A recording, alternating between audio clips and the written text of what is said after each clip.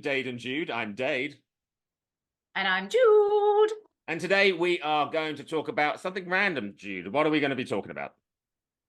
Well, today, Dade, I thought we could talk about random incidents. A few have happened over my time, I should tell you, so this could be quite entertaining.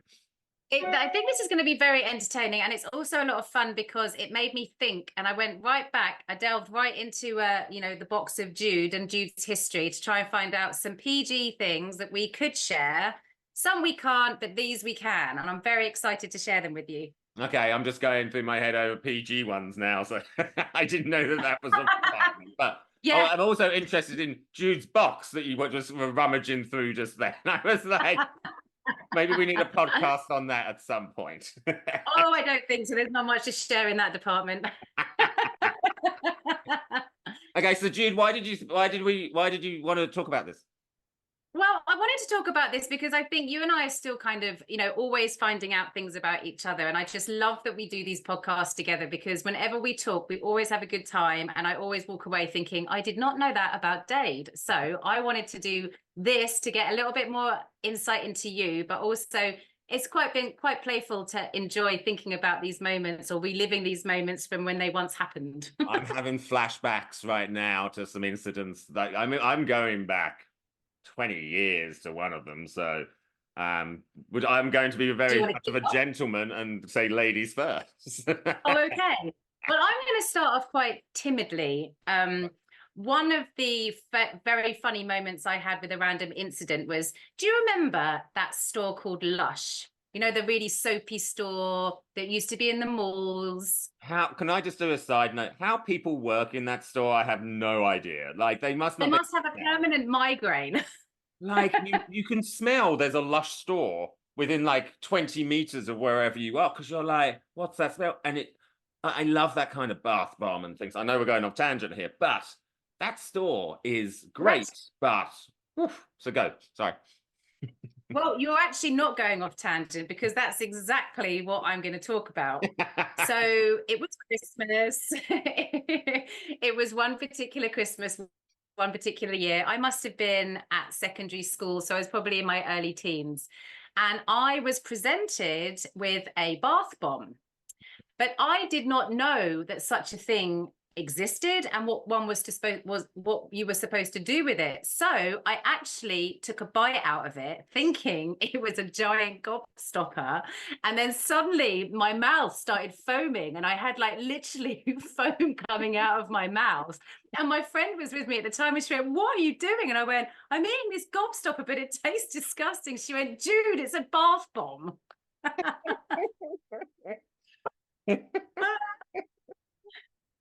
And that's that.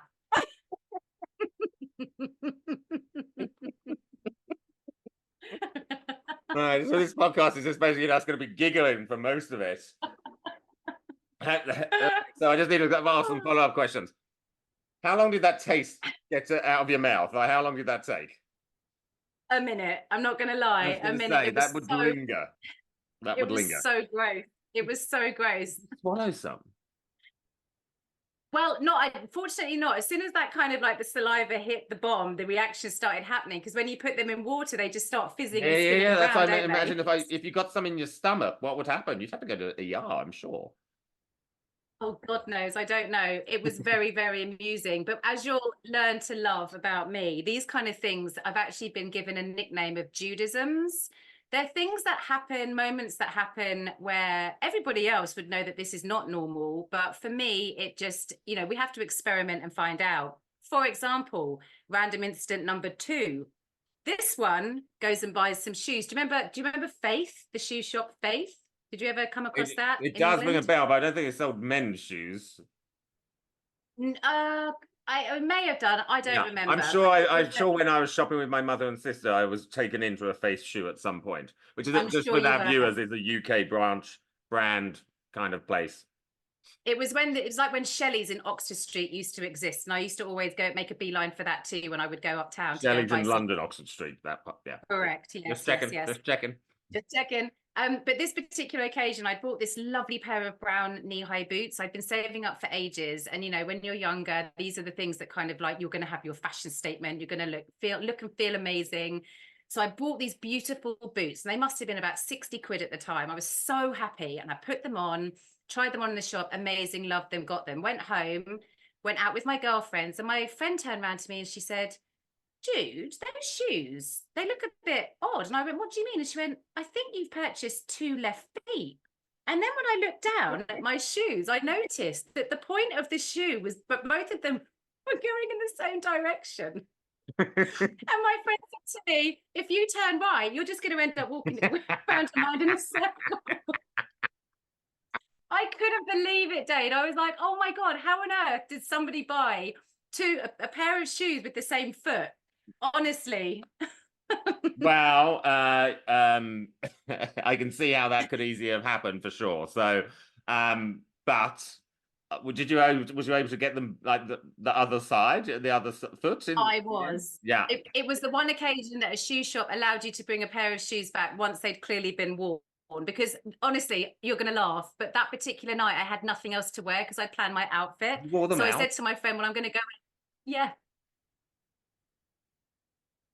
Good job. No one was looking at my feet, Dade. Did anyone notice? No, they were too busy staring at my face. No, I'm only joking. What age were you at this age? Oh, what age were you? Go. What age were you? Early teens. Okay, you were out trying to impress the boys. I'm assuming. I mean, of course she was. Of course she was. Of course she was. Well, look, mine's around. Well, mine's a bit later than teens. Especially, I didn't eat a bath bomb for sure. But mine are like. Is there any incidents from my childhood? I mostly have blacked them out and gone through lots of therapy. Most no. The one that there's a couple that come to mind, like with work. So I used to work, very fortunately, for an IT company in the UK called IBM.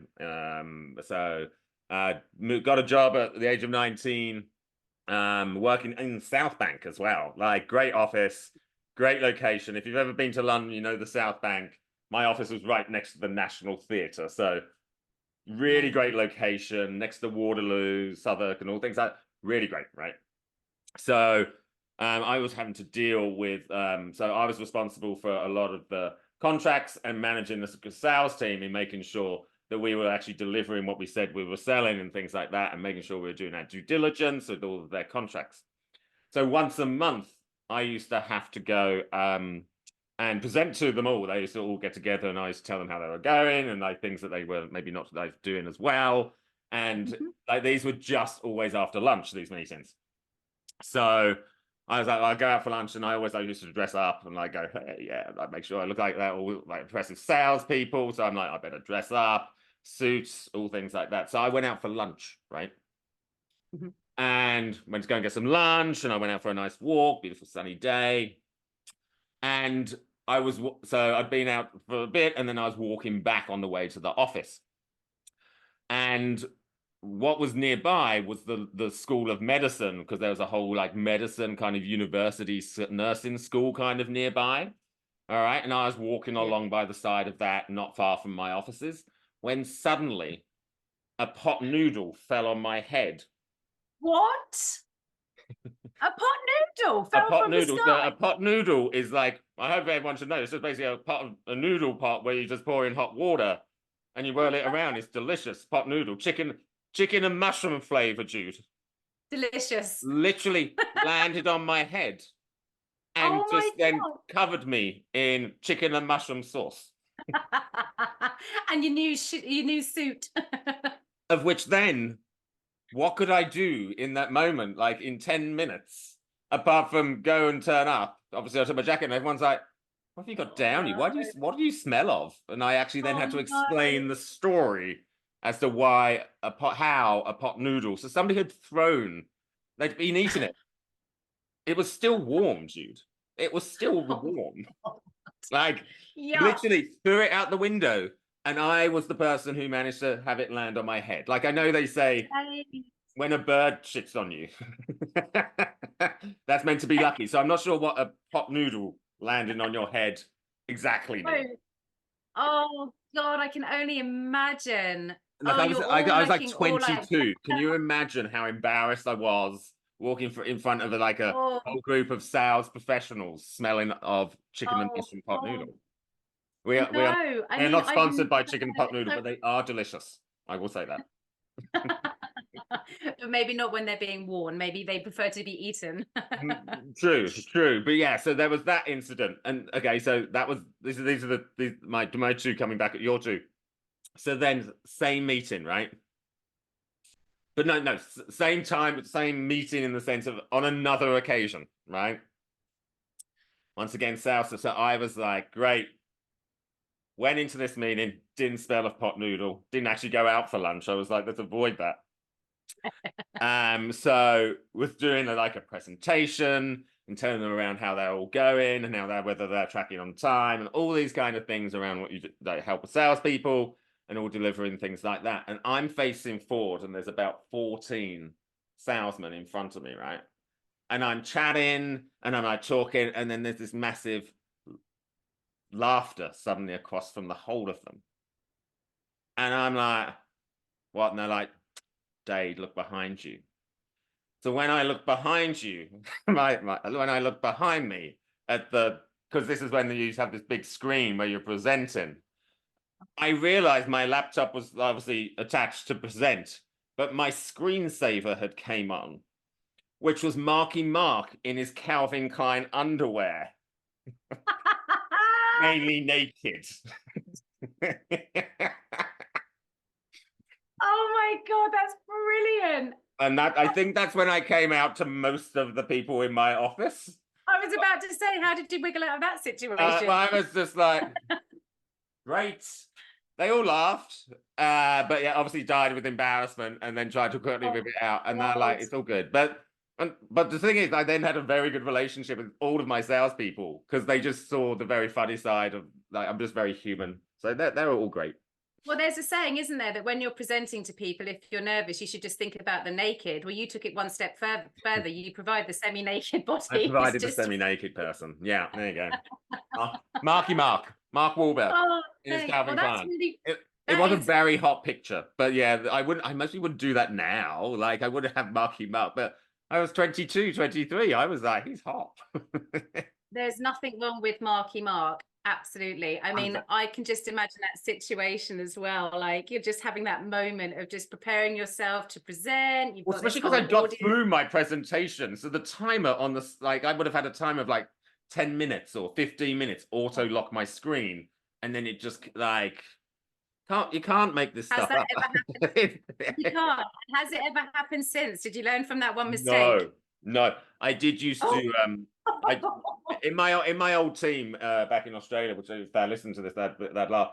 Because we always used to have a protocol over putting on your lock screen at work because it's a security thing and things like that. So if people used to leave it open, I used to go on to their computer, pull up PowerPoint, go and find a picture of a goat, and then push that and project it and then lock their screen. So when they went to go and unlock their screen, they had this big picture of a goat looking back at them. Remind me never to get on the wrong side of you. That's mean. I was trying to help them learn. Like it was a behavior thing that I was trying to do. So I guess you could have gone with a worse image than a goat, couldn't you, at some point? Exactly. So I tried to be nice. So and everyone was always like, damn it, Dade, you've got us again. I'm like, well, stop doing it then. Yeah, I love that. Oh my God, that's really funny. Well, actually, that's reminded me of another random incident, which is a little bit risque, shall we say. But I once found myself walking around a hotel in my birthday suit because I was trying to find the bathroom and I was having a bit of a sleepwalking situation. Do you normally sleepwalk? No. It was a random one off. I'm not going to say that I didn't have a few G&Ts that night because that probably happened, but I'd obviously woken up, opened the hotel door to try to get to the bathroom, gone outside, realized that I'm not now in the bathroom and I can't get in to my room. So you just remind me of So we another just had- random incident. Sorry. Right, I know. This is what they just kind of go from one to the next, don't they? There I was going, what have I ever done that's been a bit random? Boom, here we are. That was almost like dive embarrassment stage, but you know, it was short-lived. I don't think I was seen, fortunately, because the whole thing happened rather quickly. So but it was just a moment when you just go, oh my God, did anyone see me? And oh my God, what the hell's happened? And oh my God, I've never done this before. Why now? So yeah, that was a definite random incident slash massively embarrassing. So I can't believe I'm going to tell this story. So recently, it was last year when I went back for World Pride in Sydney, Australia, which is amazing. For the last 5 days, weekends, I was staying in this hotel, and they had two parts of the hotel. They had the front of the hotel and the back of the hotel, right? But there was no like door between the parts of the hotel. You had to go from like the front door all the way around to this back door, and then there was another lots of rooms and things like that, right? So I was in the back part, not the reception part, right? And I had been out and celebrating Mardi Gras and all World Pride events and things like that. And I got home one time. And because I'd been staying somewhere else before, I obviously got disorientated over the setup of the room and thinking, if I open this door, I'm going to go into the bathroom. But actually, what it actually worked out as the door slammed behind me, it was the corridor outside in the hotel, but I was naked. Oh God. Oh, see, But I that's the managed same. I did have my phone in my hand for some reason.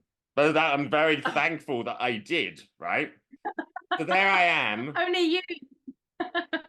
And that's the thing, it was a room, and I know previous room bathroom was on that side, but in this one it was on this side. And I was like, right, what do we do in this scenario? Basically, luckily I had my phone, which was also running out of power. I had to go onto a gay app called Grinder because it was like at 4 a.m. in the morning, 5 a.m. in the morning. Please don't. Please never stop this story. And never stop basically, this story.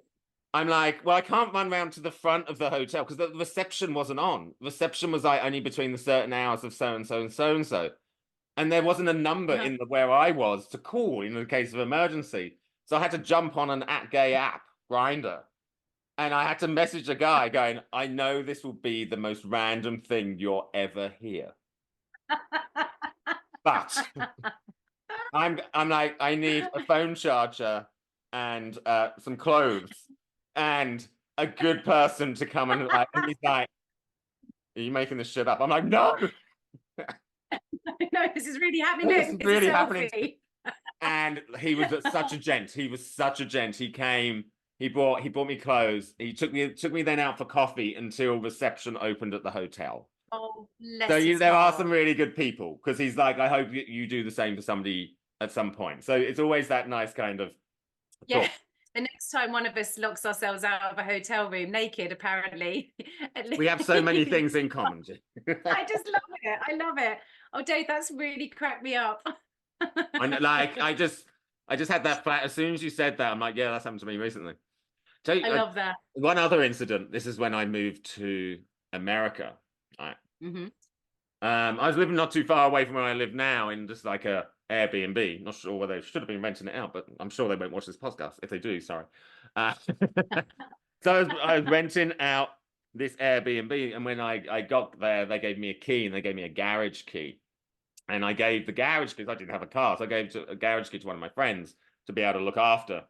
And I was like, cool, you can come and visit and things like that. And great apartment and all things like that. But when I got ready to kind of move out of that Airbnb to move into my new place here in LA, I asked my friend who I'd lent the thing back, I'm like, can I have that back?